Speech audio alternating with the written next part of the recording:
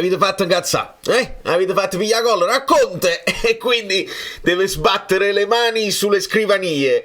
Signori, la conferenza, perdonate un po' di ritardo, ma c'era traffico, quindi non potevo registrare con i clacson pazzeschi. Ci sono dei punti importantissimi in questa conferenza, perché il turnover ci sarà e dobbiamo capire bene il perché e il per come. Cominciamo.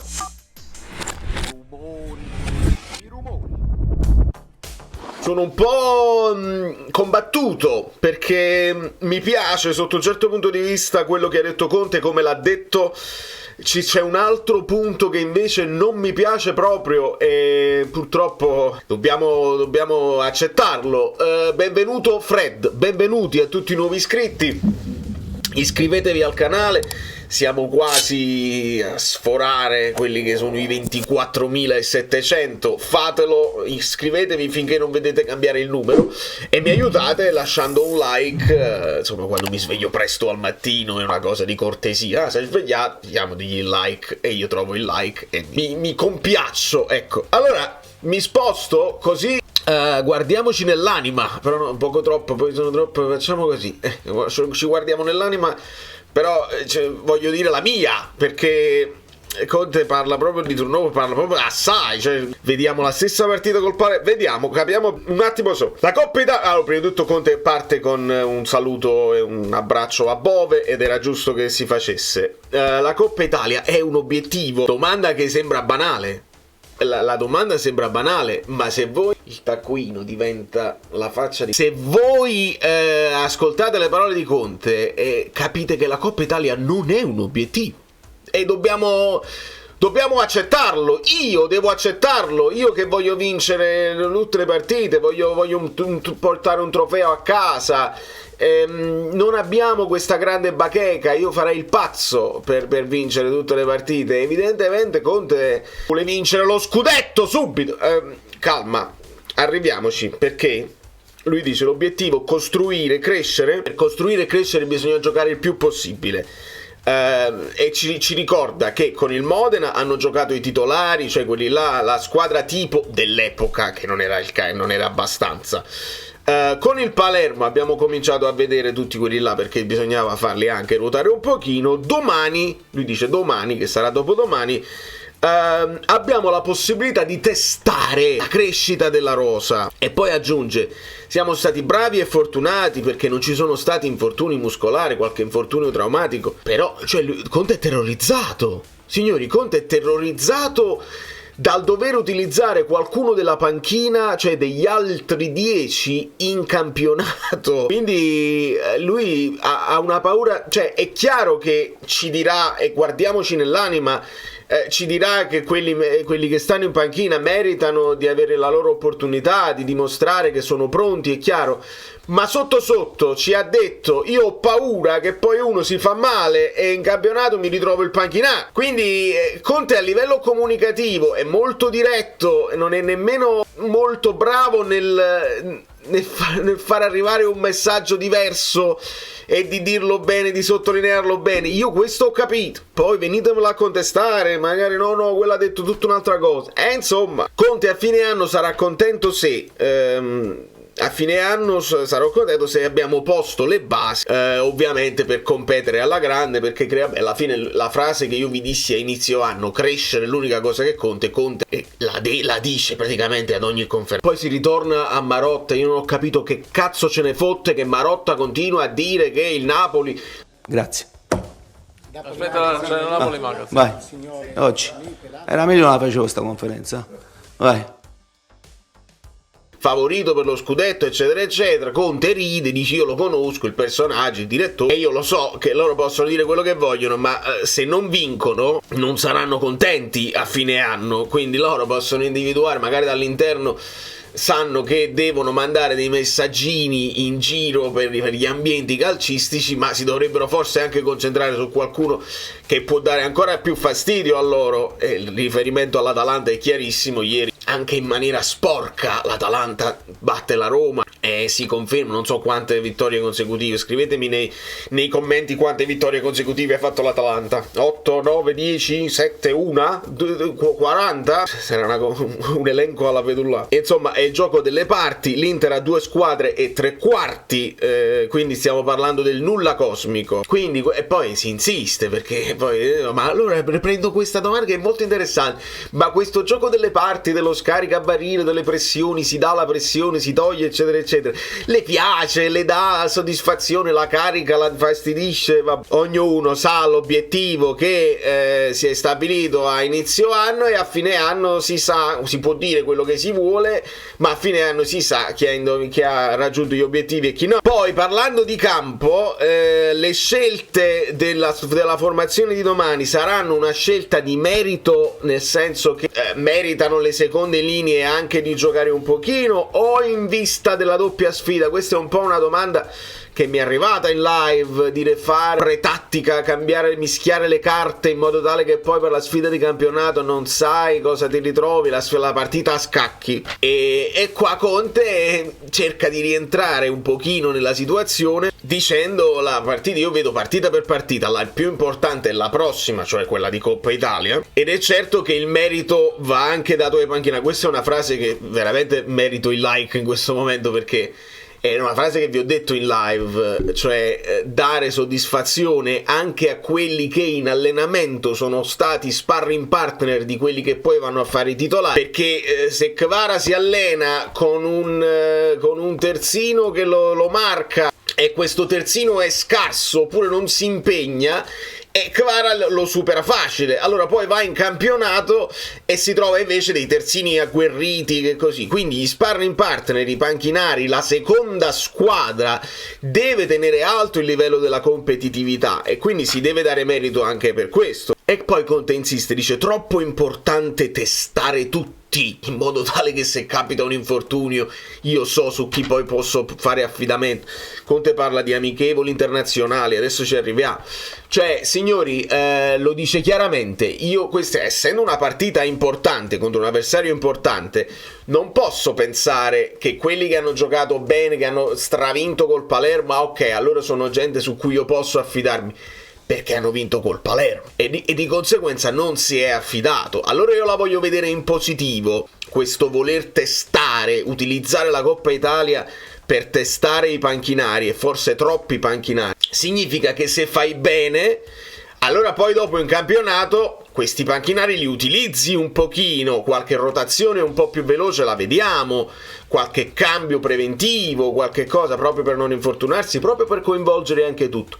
Quindi in positivo io voglio vedere questo. In negativo, se poi stacchi e stecchi perché troppi panchinari e si abbassa il livello della squadra, e poi che fai? Vuoi semplicemente dirci ma questi siamo, perché la squadra è stata allestita, poi ve la faccio sentire, la squadra è stata allestita per fare una competizione, quindi non vi lamentate, e queste dobbiamo tornare sul mercato. Conte è ossessionato dal mercato, vuole comprare giocatori per avere anche una rosa più ampia. Io non voglio utilizzare la Coppa Italia per fare queste tecniche comunicative, lo sappiamo, caro Antonio, e forse non tutti nell'ambiente, perché dicono si vince, io lo so, io l'ho detto alla mia community che siamo una squadra in crescita che deve crescere, non utilizzare la Coppa Italia per fare questa cosa qua. Poi se va tutto bene alla grande, però vediamo. Questa partita quindi può essere anche un esame per gennaio, nel senso esame per chi ha giocato di meno, e in vista poi del mercato di gennaio, qualcuno che può uscire, qualcuno che deve comprare. E Conte dice no, nessun esame, gioca chi merita. Poi dice la frase mia, dove qua non lasciate il like, vi iscrivete al canale, perché questa frase chi segue tutti i video me l'ha sentita dire tutti i giorni. Essere credibili, dice Conte, noi dobbiamo essere credibili, è la cosa più importante per un allenatore, essere credibile. Quindi se io sto dicendo in tutte le conferenze che li vedo migliorare, che rispetto a inizio ritiro sono migliorati tutti, anche il gruppo di quelli che gioca di meno, io poi devo essere credibile mister, sono migliorato e allora mi fai giocare, adesso c'è l'opportunità. E qua dice proprio, è stata allestita una rosa solo per il campionato. E non giocando le coppe e non giocando altre competizioni europee, abbiamo la possibilità e il vantaggio di lavorare una settimana, ma al tempo stesso è stata allestita una rosa per giocare solo il campionato.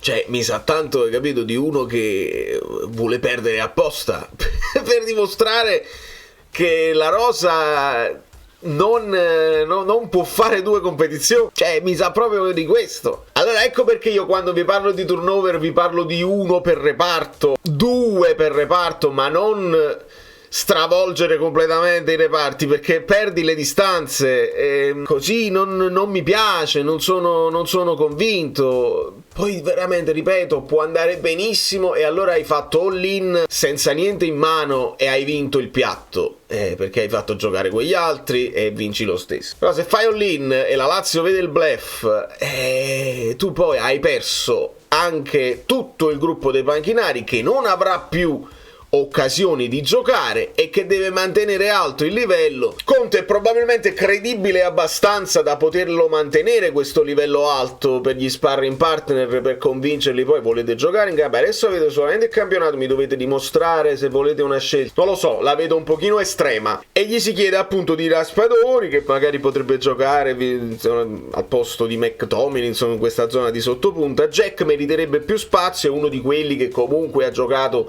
un pochino insieme agli 11, 12, 13, lui dice che hanno giocato di più. Mi alza la qualità del palleggio, mi alza la qualità delle conclusioni, quindi è uno di quelli che devo vedere titolare. Quindi praticamente partiamo da Raspadori più altri 10. E qua Conte ci dice: io stavo pensando anche di organizzare qualche amichevole internazionale con squadre che non giocano le coppe, proprio per testare il livello, perché ragazzi gli allenamenti contano fino a un certo punto e poi è la partita. Però io dico a Conte, amichevole internazionale, sì, se le fai internazionali con grandi avversari, sì, ma le devi anche aprire al pubblico, perché una cosa è fare l'amichevole chiusi in casa e una cosa è quando ti guarda il pubblico, per vedere la crescita, per fare un test di livello. E non basta il chiuso di Castelvolturno, però è difficile organizzare queste cose così, perché vorrebbe vederli di più. E questa è una domanda legittima, come si bilancia il voler testare i giocatori che hanno avuto meno spazio contro una partita che è una partita secca dentro fuori? Che fai? Esci, rischi di riuscire, anche perché questi giocatori hanno giocato di meno, e qua Conte dice hanno giocato di meno fino a un certo punto, perché noi facciamo sempre 10 contro 10, quindi quelli che sono i titolari contro i 10 panchinari per questi 5 mesi, i titolari contro quelli che scalpitano, dice lui. E l'obiettivo è capire la rosa e capire la qualità della rosa. L'obiettivo non è battere la Lazio, mettiamocelo bene in chiaro. L'obiettivo è capire la qualità della rosa. Se batti la Lazio puoi dire, certo ci vuole anche la prestazione, perché se la batti a mazzo, Conte dice la vittoria è effimera se viene senza aver giocato bene, aver messo i presupposti. L'obiettivo è capire la rosa. Se batti la Lazio hai capito che la rosa ti puoi fidare di più di qualcuno. Se esci hai comunicato al Napoli che questa squadra ha gli 11 titolari e qualcun altro, e solamente il campionato può fare. L'anno prossimo vai in Champions probabilmente e devi mettere mano al mercato alla grande se vuoi giocare anche la Champions, altrimenti utilizzeremo la Champions per testare i panchinari dell'anno prossimo e non si può proprio. Quindi si arriva alla domanda: ma la Coppa Italia, quindi è un obiettivo che si può vincere, e qua perde la pazienza Conte. Vincere, vi vuoi parlare facile, vincere, si costruisce la vittoria, vi dovete fidare di chi ha esperienza in merito. La vittoria si costruisce, si deve creare un gruppo che realisticamente può competere, un gruppo che sia realistico e duraturo. L'ambiente qua non è compatto, devono tutti capire quella che è la situazione e dovete rispettare chi lavora. Tant'è vero che Conte dice così: parliamo di vincere Coppa Italia, Champions League, campionato, come se andiamo, prendo e mi bevo un bicchiere, la bottiglia d'acqua e bevo l'acqua. Cioè, ma io, con tutto il rispetto che posso avere, però voi dovete rispettare anche chi lavora e che un minimo di esperienza su come si costruiscono delle cose per essere durature ce l'ha. Bene? Grazie. Aspetta, c'è il Napoli Magazine. Vai, oggi. Era meglio non la facevo sta conferenza. Napoli lo fa. Ma la prossima conferenza la salta. Infatti è stata una mezza sorpresa quando c'è l'infrasettimanale. Spesso gli allenatori decidono, vabbè, questa la saltiamo, è meglio che lavoriamo e basta. E invece Conte si è un po' pentito di aver fatto questa scelta. Evidentemente aveva la possibilità di non farla, sicuramente. Baldari e Lombardi ci hanno detto, ma saltala questa qua, che te ne fotte. E Conte evidentemente ha voluto spiegarci in anticipo perché questa formazione sarà rivoluzionata. Vediamo se 11 su 11 oppure no, e ci ha voluto spiegare il perché deve testare la rosa, perché la Coppa Italia evidentemente non è un obiettivo, perché è terrificato is terrifying, terrorizzato si dice, dalla possibilità di infortuni e di dover buttare nella mischia gente che poi non ha fatto nemmeno una partita di livello importante come la Serie A. Di conseguenza accettiamo tutto questo. Domani vi proporrò la mia simulazione con il pronostico. A quel punto dobbiamo fare una rivoluzione. Rafa Marin, Juan Jesus dentro, vediamo un pochino Spinazzola, mamma mia.